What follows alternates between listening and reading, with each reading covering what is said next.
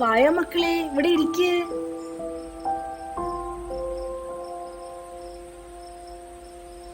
രണ്ടാളും രാവിലെ പള്ളിയിൽ പോയി കുർബാനയിൽ പങ്കെടുത്തോ? ആ സിസ്റ്ററമ്മേ, ഞങ്ങൾ രാവിലെ പള്ളിയിൽ പോയി കുർബാന കണ്ടു.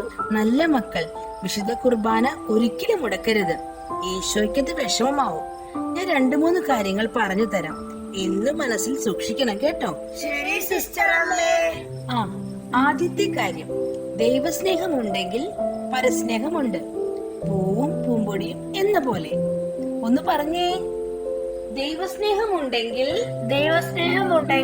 പരസ്നേഹമുണ്ട്. പൂവും പൂമ്പൊടിയും എന്ന പോലെ. അത് തന്നെ. ഇനി നിങ്ങൾ എപ്പോഴും മനസ്സിൽ പറയേണ്ട കാര്യങ്ങളാണ് ഞാൻ പറയാൻ പോകുന്നത്. ശ്രദ്ധിച്ചു കേൾക്കണേ. ഒന്നും ഓർത്ത് നമ്മൾ ദുഃഖിക്കേണ്ടതില്ല.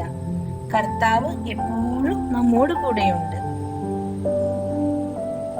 എന്തെല്ലാം കഷ്ടപ്പാടുകൾ ഉണ്ടായാലും ഞാൻ ഒരിക്കലും ആവലാതി പറയുകയില്ല. ഈശോ എന്ന തിരുനാമം ഉച്ചരിക്കുന്നത് എന്റെ നാവിന് മധുരമാണ്. പുഞ്ചിരി ഒരു തിരുവട്ടമാണ്. സങ്കടപ്പെടുന്നവരുടെ മുഖത്തേക്ക് നോക്കി കരുണയോടെ ഞാൻ പുഞ്ചിരിക്കും. മക്കളെ വായോ, അപ്പം വന്നിട്ടുണ്ട്. സിസ്റ്ററമ്മേ, സുഖമല്ലേ?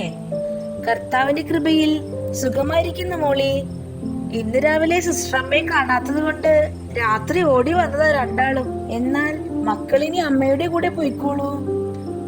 ഉറങ്ങുന്നതിന് മുമ്പ് ഞാൻ പറഞ്ഞു തന്ന കാര്യങ്ങൾ ഒരു തവണ ഓർക്കണം കേട്ടോ. പിന്നെ പ്രാർത്ഥിക്കാൻ ഒരിക്കലും മറക്കരുത്. ഈശോ അനുഗ്രഹിക്കട്ടെ. ശരി സിസ്റ്ററമ്മേ.